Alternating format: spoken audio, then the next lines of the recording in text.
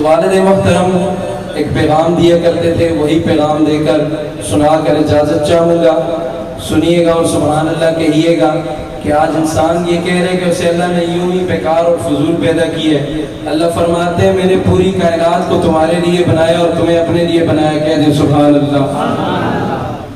آج انسان یہ سمجھ رہے کہ اسے اللہ نے یوں ہی بیکار اور فضول پیدا کیا۔ اللہ تعالیٰ نے کتنے انعامات سے ہمیں نوازا، یہ قرآن جیسی نعمت دی، حضور جیسی نعمت دی، صحابہ جیسی نعمت دی، تو اللہ کی نعمت کا شکریہ ادا کرنا چاہیے۔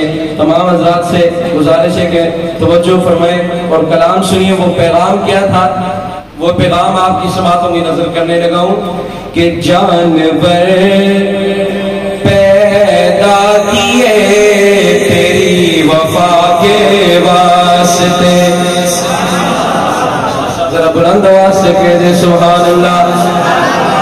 جانور پیدا کیے تیری وفا کے واسطے، کھیتیاں سرسبز ہیں تیری غذا کے واسطے، کھیتیاں سرسبز ہیں تیری غذا کے واسطے، اور چاند سورج اور ستارے، چاند سورج اور ستارے ہیں ضیاء کے واسطے، چاند سورج اور ستارے ہیں ضیاء کے واسطے، سب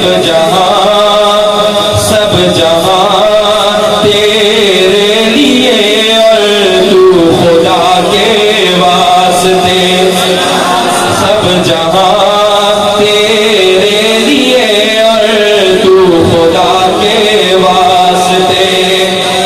شہر کہتے انسان کا کیا حق بنتے اتنے انعامات کے بعد، اور عقیدہ بھی دینے لگے۔ شاہ جی کے بیٹا سنیے گا اور سبحان اللہ کہیے گا۔ شاعر کیا کہتے ہیں کہ سجدہ کرنا ہے تو یوں، سجدہ کرنا